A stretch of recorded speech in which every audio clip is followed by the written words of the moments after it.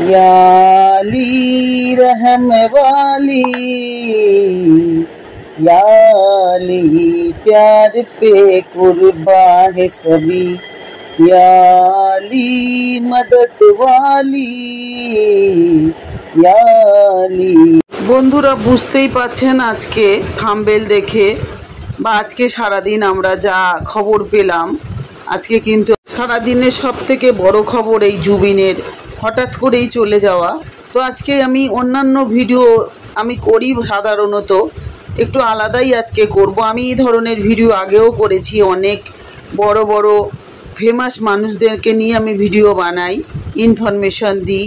তো আজকে আমি জুবিনকে নিয়ে একটু বানাবো, কারণ আমার খুব কষ্ট হচ্ছে, মর্মাহত আমি ওনার এই মৃত্যুতে। কারণ ওনার খুবই বয়স কম ছিল, তারপরে উনি ভীষণই গুণী শিল্পী, প্রতিভাবান শিল্পী একটা, তাকে আমরা আজকে হারিয়েছি। সবাই অনেক কষ্টে আছে, সেই কারণেই আমি আজকে ভিডিওটা বানাচ্ছি। আপনারা আমার সাথে থাকুন, জুবিনের কথা শুনুন, ওনার গুণের কথা শুনুন, ওনার জীবনী শুনুন, ওনার কেরিয়ারের কথা শুনুন, সবটাই আজকে এই ভিডিওর মাধ্যমে আমি বলবো। তার আগে বলবো, নতুন হয়ে থাকলে অবশ্যই চ্যানেলটা সাবস্ক্রিপশন করে পাশে থাকবেন, সকলের সাথে শেয়ার করবেন, ভালো লাগলে আর কমেন্টও লাইক করতে ভুলবেন না। তো আজ অত্যন্ত শোকের দিন, আমাদের বিনোদন জগতে শোকের ছায়া নেমে এসছে। শুক্রবার দুপুরে অর্থাৎ আজকে ভীষণই দুঃসংবাদ আমাদের কানে এলো। সিঙ্গাপুরে স্কুবা ড্রাইভিং করতে গিয়ে দুর্ঘটনায় মৃত্যু হয় জনপ্রিয় গায়ক জুবিন গার্গের। 2006 সালের ইয়া আলি গান তাকে খ্যাতি এনে দিয়েছিল, এটা আমরা অনেকেই জানি। এই গানটা আমাদের এখনও কানে বাজে এবং আমরা এখন অবধি এই গানটা শুনি। প্রায় 2 শতক পরও আজও সেই গান কিন্তু সমানভাবে জনপ্রিয়। সিঙ্গাপুরে অনুষ্ঠান করতে গিয়ে জুবিনের এই মর্মান্তিক পরিণতি মেনে নিতে পারছেন না তার অনুরাগীরা। তার এই আকস্মিক দুর্ঘটনার খবরে তার অসংখ্য অনুরাগী এবং ভক্তরা গভীর শোক প্রকাশ করেছেন। জুবিনের মৃত্যুর সংবাদ ছড়িয়ে পড়ার সঙ্গে সঙ্গে আসাম, উত্তর পূর্ব ভারত এবং দেশের বিভিন্ন প্রান্ত থেকে বহু মানুষ শোক প্রকাশ করছেন। জুবিন গার্গের এই আকস্মিক মৃত্যু দেশের সঙ্গীত জগতে এক অপূরণীয় শূন্যতা তৈরি করল। জনপ্রিয় এই গায়ক এবং সাংস্কৃতিক আইকন জুবিন গার্গ আজকে প্রয়াত হয়েছেন। সিঙ্গাপুরে স্কুবা ডাইভিং করতে গিয়ে দুর্ঘটনাটা ঘটে, এতেই উনি প্রয়াত হয়েছেন। তিনি নর্থ ইস্ট ফেস্টিভ্যালে অংশ নিতে গিয়েছিলেন সিঙ্গাপুরে, সেখানে আজ তার পারফর্ম করার কথা ছিল। ওনার মাত্র বয়স হয়েছিল 52 বছর। শুধু আসামে নয়, বাংলা এবং বলিউডের সঙ্গীত জগতেও তিনি নিজের বিশেষ ছাপ রেখেছেন। গ্যাংস্টার ছবিতে ইয়া আলি গানটি দেশের সঙ্গীত প্রেমীদের কাছে ভীষণই প্রিয় একটি গান। সবাই এই গানটা শুনলে তাদের মন নেচে ওঠে। এই দুর্ঘটনার পর সিঙ্গাপুর পুলিশ তাকে উদ্ধার করে দ্রুত নিকটবর্তী একটি হাসপাতালে নিয়ে যায়। সেখানে তাকে পর্যবেক্ষণের পর চিকিৎসা করা হচ্ছিল। অবশেষে তিনি শেষ নিঃশ্বাস ত্যাগ করেন ওখানেই। এই শিল্পীকে আমরা সবাই অনেকটাই ভালোবাসি, কিন্তু অনেকেই কিন্তু ওনার জীবনী আমরা ভালো করে জানি না। তো আজকে আমি ওনার জীবনী একটু আপনাদের সাথে শেয়ার করি, আপনারা শুনুন, আপনারা জানুন ওনার কত প্রতিভা ছিল। আসামের বাসিন্দা, বাবা ছিলেন মোহিনী বোর ঠাকুর এবং মা ইলি বোর ঠাকুর। হৃদয় স্পন্দন ছিলেন এই জুবিন গার্গ ওনাদের। তার পুরো নাম ছিল জুবিন বোর ঠাকুর, কিন্তু মানুষ তাকে জুবিন গার্গ নামেই চিনতেন। তিনি তার গোত্র নাম গর্গ তার উপাধি হিসাবেই ব্যবহার করেন। তার নামকরণ করা হয়েছিল বিখ্যাত সঙ্গীত সুরকার জুবিন মেহতার নামে, যিনি পূর্ব এবং পশ্চিম ধ্রুপদী সঙ্গীত পরিচালনার জন্য পরিচিত ছিলেন। ওনার বাবা কপিল ঠাকুর ছদ্মনামে অনেক গান এবং কবিতা রচনা করেছিলেন। মানে উনি একটা সঙ্গীত জগতের থেকেই উঠে এসছেন। প্রাথমিক জীবন এবং তার পরিবারটা কেমন ছিল। জুবিন গার্গ জোরহাটে বেড়ে ওঠেন। বোর ঠাকুর পরিবারের শিকড় শিবসাগরে জাঞ্জিতে। এটাও মনে রাখা গুরুত্বপূর্ণ যে মোহিনী বোর ঠাকুর আবার একজন প্রাক্তন এসিএস অফিসার, যিনি ম্যাজিস্ট্রেট হিসাবে দায়িত্ব পালন করেছিলেন এবং প্রায়শই ওনাকে স্থানান্তরিত হতেন, এবং ছোট জুবিনও তাই ছিলেন। জুবিনের মা প্রয়াত মিসেস ইলি বোর ঠাকুর একজন খুব ভালো গায়িকা ছিলেন এবং নৃত্যশিল্পী থেকে অভিনেত্রী হয়েছিলেন, কিন্তু তিনি এই সমস্ত প্রতিভাকে তার আবেগ হিসাবে গ্রহণ করেছিলেন এবং নিজেকেও কখনো পেশাধারী শিল্পীতে তিনি পরিণত করেননি, বরং তিনি তার ছোট্ট জুবিনকে তার সমস্ত দক্ষতা বাড়িতেই শেখানোর আগ্রহ হিসাবে নিয়েছিলেন এবং এই কারণেই জুবিন সর্বদা তার মাকে ও তার প্রথম পরামর্শদাতা হিসাবে মনে করতেন। জুবিনের ছোট বোন জঙ্কিবোধ ঠাকুর একজন খুব পরিচিত গায়িকা ছিলেন, কিন্তু দুর্ভাগ্যবশত 2002-এর একটা গাড়ি দুর্ঘটনায় তিনিও মারা যান। তার আরেকটা বোন আছে পামে, তিনি বর্তমানে গুয়াহাটিতে বাস করেন। তিনি একজন ভারতনাট্যম শিল্পী, বর্তমান গায়ক, সঙ্গীত পরিচালক, সুরকার, গীতিকার, সঙ্গীত প্রযোজক, চিত্রনাট্য লেখক, অভিনেতা, চলচ্চিত্র পরিচালক, চলচ্চিত্র প্রযোজক এবং সমাজসেবী। জুবিন গার্গকে গড়ে তোলার ক্ষেত্রে তার সাংস্কৃতিক পটভূমির বিরাট অবদান রয়েছে। ওনার শিক্ষা হিসাবে আমরা জানতে পারি উনি আসামের বিভিন্ন জায়গায় যেমন জোরহাট, করিমগঞ্জ, বিজনি এবং তামিলপুরে তার স্কুল জীবন শুরু করেন। তাছাড়াও তিনি গুরু রবীন ব্যানার্জির কাছ থেকে তবলা এবং গুরু রমণীর রায়ের কাছ থেকে অসমীয়া লোকসঙ্গীত শিখেছিলেন। তিনি জোরহাটের জেবি কলেজে পড়াশোনা করেন এবং তারপর তার পরিবার স্থায়ীভাবে গুয়াহাটিতে বসবাস শুরু করার পর ভি বারোয়া কলেজে বিজ্ঞানে স্নাতক ডিগ্রি অর্জনের জন্য তিনি চলে যান, কিন্তু তিনি স্নাতক হননি কারণ তার আগ্রহ ছিল সঙ্গীতের প্রতি। এবং 1992 সালে অনুষ্ঠিত যুব উৎসবে পশ্চিমা একক পরিবেশনার জন্য স্বর্ণপদক পাওয়ার পর তার জীবনে এক মোড় আসে। এই কৃতিত্ব একজন কণ্ঠশিল্পী হিসাবে তার আত্মবিশ্বাসকে আরও বাড়িয়ে দিয়েছিল। তার প্রথম অ্যালবাম অনামিকা প্রকাশের পর তিনি 1992 সালে পেশাদারী সঙ্গীত জগতে প্রবেশ করেন। অনামিকা সমগ্র উত্তর পূর্ব অঞ্চলে তাৎক্ষণিকভাবে জনপ্রিয় হয়ে ওঠেন এবং জুবিন গার্গের এই প্রথম বাণিজ্যিক সুপারহিট অ্যালবামের পর তাকে আর পিছনে তাকাতে হয়নি। জুবিন গার্গ মূলত অসমীয়া, হিন্দি এবং বাংলা ভাষার চলচ্চিত্র এবং সঙ্গীত শিল্পের জন্য কিন্তু গান তৈরি করেছিলেন এবং গান করেও ছিলেন। তবে তিনি আরও অনেক ভাষা এবং উপভাষায় গান গেয়েছেন, যার মধ্যে রয়েছে বোড়ো, ইংরেজি, গোয়ালপাড়িয়া, কন্নড়, কার্বি, বিষ্ণুপ্রিয়া, মণিপুরি, খাসি, মালায়ালাম, মারাঠি, উড়িয়া, নেপালি, সংস্কৃত, সিন্ধি, তামিল, তেলেগু, তিওয়া। তিনি একজন যন্ত্রশিল্পী যিনি কত কিছু বাজাতে পারতেন। দেখুন, ঢোল, দোতারা, ম্যান্ডোলিন, কিবোর্ড ইত্যাদি বাদ্যযন্ত্র উনি বাজাতে জানতেন। কত গুণ ভাবুন এই মানুষটার মধ্যে ছিল। এরকম অনেক মানুষই আছে অনেক গুণী। 1995 সালে তিনি বলিউড সঙ্গীত জগতের সাথে কাজ করার জন্য মুম্বাই যান। তারপর তিনি চাঁদ দি রাত, ইউহি কাফি, ফিজা এবং কাথের মতন কয়েকটি হিন্দি অ্যালবাম এবং চলচ্চিত্রের গান রেকর্ড করেছিলেন। এবার ওনার ব্যক্তিগত জীবন কীরকম ছিল একটু জেনে নিই। মিস্টার গার্গ বিভিন্ন সময় তার প্রেম এবং ব্যক্তিগত জীবন নিয়ে সোচ্চার ছিলেন।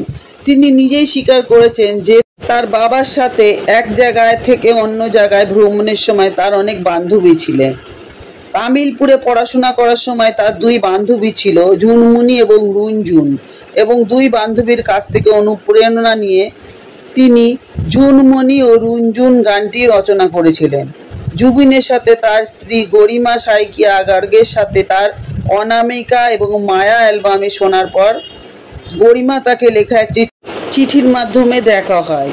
ভাগ্যই তাদের কাছাকাছি এনেছিল এবং গরিমা ভাগ্যবান হয়ে ওঠে যে জুবিনের কাছ থেকে উত্তর পেয়েছিল। সেই সময় গরিমা বোম্বেতে পড়ছিল এবং খুব ঘরের জন্য কাঁদছিল এবং জুবিন তার জীবনে প্রবেশ করে। তারা ডেটিং শুরু করে এবং অবশেষে একদিন জুবিন তাকে প্রস্তাব দেয়, যা গরিমা ইতিবাচক সম্মতি দেয়। প্রতিটি সম্পর্কের যেমন উত্থান পতন থাকে, তেমনি তাদের সম্পর্ক কিন্তু মসৃণ ছিল না।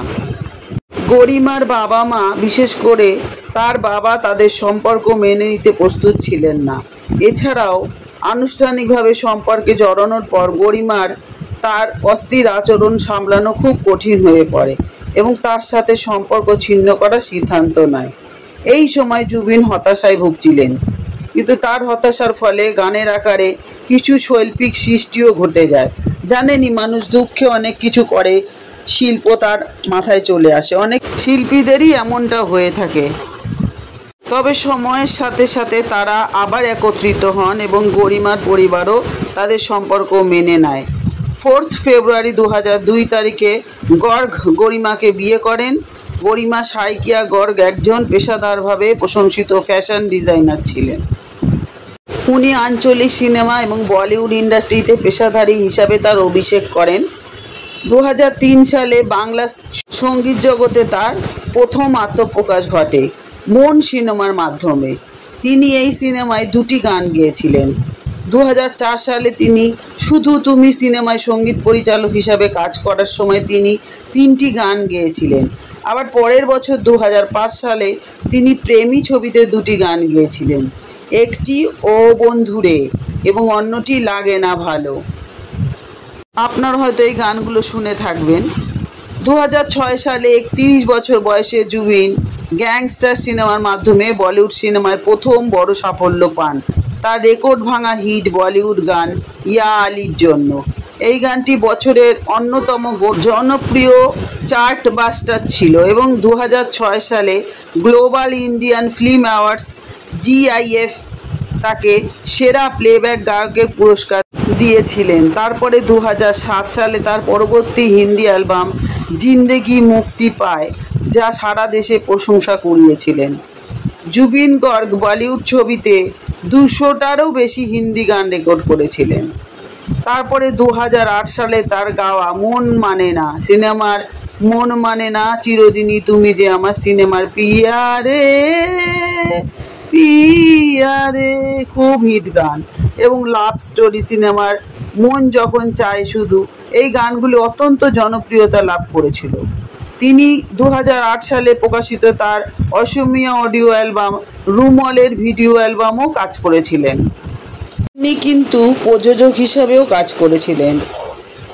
আবার প্রযোজক হিসাবে তার অবদান ছিল দীনবন্ধু 2004, মিশন চায়না 2017 এবং কাঞ্চনজঙ্ঘা 2019 এসব ছবিতেই তিনি প্রযোজনা করেছেন। তার আসন্ন হিন্দি ছবি ডাস্টবিনেও এই তালিকায় আরেকটি অন্তর্ভুক্তি হবে। জুবিন গার্গ কিন্তু একজন ভালো অভিনেতাও ছিলেন। আমরা অভিনেতা হিসাবে তার অবস্থানের কথা বলি, তিনি 52তম জাতীয় চলচ্চিত্র পুরস্কার যেটা পেয়েছেন দীনবন্ধু চলচ্চিত্রের জন্য সেরা অভিনেতা হিসাবে মনোনীত হয়েছিলেন। বেশ কিছু চলচ্চিত্রে উনি প্রধান চরিত্রের জন্য জাতীয় পুরস্কারে সেরা অভিনেতা হয়েছিলেন, যেমন দ্য আন্ডারওয়ার্ল্ড, প্রিয়র প্রিয়, মিশন চায়না, গানে কি আনে, রোডর সিথি, ভালো পাবো না জানিলু, তুমি মোর মাথু মোড়ো, বেশ কয়েকটি সিনেমা, আইওয়ান হেতু, সুমা পারখোতে, Ramdhenu, Big Brother, Strings, Bound by Faith, Gangster, Prem Aru Prem, এগুলো উনি গানের জন্য প্রাইজ পেয়েছিলেন। ওনার পরিচালনায় কতগুলো সিনেমার নাম যেমন তুমি মোর মাথু মোর, মিশন চায়না, কাঞ্চনজঙ্ঘা, ডাস্টবিন আগেও বললাম।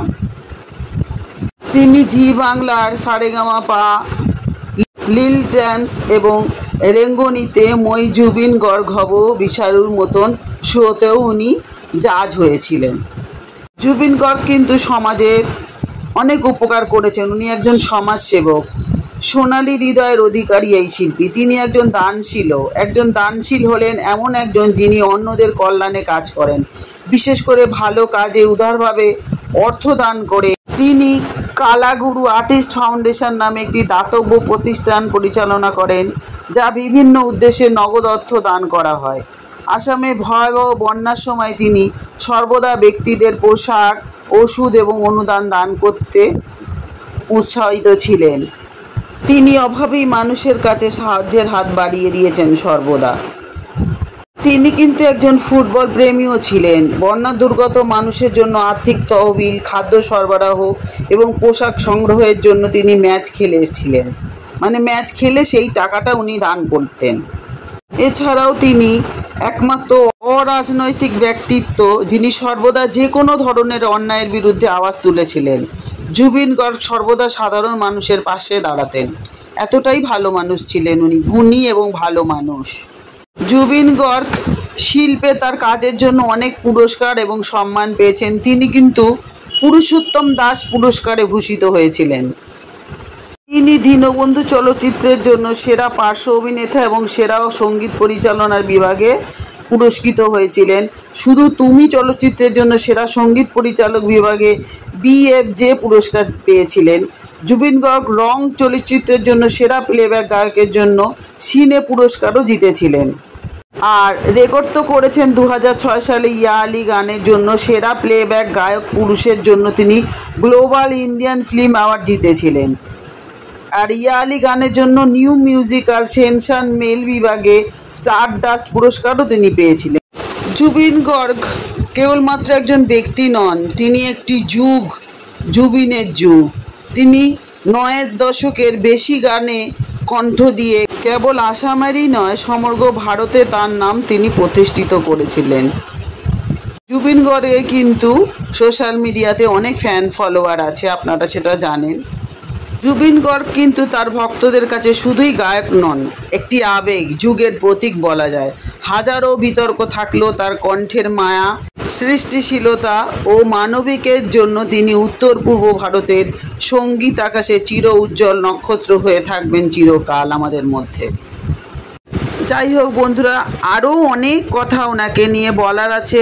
আমার ভিডিও অনেক বড় হয়ে গেল, কষ্ট করে শুনে নেবেন। আশা করি ভালো লাগবে, ভালো লাগলে শেয়ার করে দেবেন সকলের সাথে, সকলকে জানার সুযোগ করে দেবেন ওনার সম্বন্ধে। তো বলবো আমার সাথে এতক্ষণ থাকার জন্য আপনাদেরকে অসংখ্য ধন্যবাদ। সবাই সুস্থ থাকুন, ভালো থাকুন, আনন্দে থাকুন। তাহলে আজকে আসি, আবার দেখা হবে নতুন আর একটা টপিক নিয়ে। খুব ভালো থাকবেন বন্ধুরা, আনন্দে থাকবেন। সামনেই মহালয়া, দুর্গাপুজো। সুস্থ থাকুন, ভালো থাকুন, সুস্থ রাখুন, আনন্দে রাখুন।